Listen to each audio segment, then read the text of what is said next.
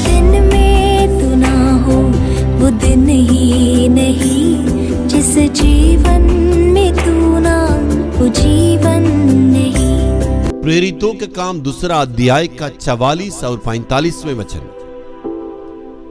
और वे सब विश्वास करने वाले इकट्ठे रहते थे और उनकी सब वस्तुएं साझोत की थी, और वे अपनी अपनी संपत्ति और सामान बेच बेच कर जैसी जिसकी आवश्यकता होती थी बांट दिया करते थे।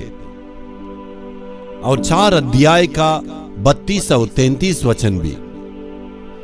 और विश्वास करने वालों की मंडली एक चित्त और एक मन के थे, जहां तक कि कोई भी अपनी संपत्ति अपनी नहीं कहता था, परंतु सब कुछ साझों का था।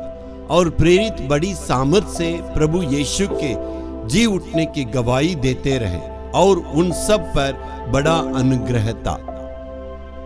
इस दोनों वचन की भूमिका को देखिएगा। इस दोनों वचन का उसका तात्पर्य ये है, वो परमेश्वर के राज्य के खोजी रहे और परमेश्वर के राज्य को वो प्रचार किए। इस दोनों कार्य के लिए प्राथमिक स्थान देने के चलते संसार की चिंताएं उनको दबाया नहीं। क्या उनके पास संसार की चिंताएं नहीं थे? उनके बाल बच्चे नहीं थे, समस्याएं नहीं थी, परिवार की बातें थी। ये सारी बातों को छोड़कर सबसे पहले परमेश्वर के राज्य के खोजने में चित्त में रहने के चलते उनके पास चिंताएं नहीं थी, कोई तकलीफ नहीं थी। वे परमेश्वर के राज्य को ढूंढने की मकसद से रहने के चलते उनका जीवन में चिंताएं नहीं आई। इसका मतलब उस चिंताएं आने के बावजूद भी परमेश्वर उस पर जय पाने के लिए अनुग्रह दी।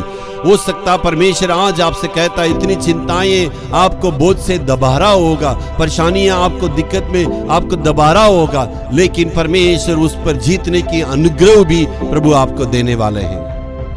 किसी भी बातों में आप लज्जित नहीं होंगे। जिस बात में आप हार चुके हैं परमेश्वर उस पर विजय को देंगे। इसके बाद सारी बातों में परमेश्वर आपको आगे बढ़ाएंगे। आज तक जिस बातों में आप हार चुके हैं, जिस बात में आगे बढ़ नहीं सक रहे, जिस बात में नामुमकिन है, आज परमेश्वर उस पर जीतने की या आगे निकलने की अनुग्रह देंगे। वो पूर्ण अनुग्रह के साथ प्रेरितों ने जैसे काम किया था, उनके ऊपर अनुग्रह की बरकत थी। परमेश्वर के राज्य के लिए यदि आप प्राथमिक स्थान देंगे तो आपको ऊपर अनुग्रह बढ़ेगा, आप सारे कार्य में जीत पाएंगे। Hallelujah, hallelujah.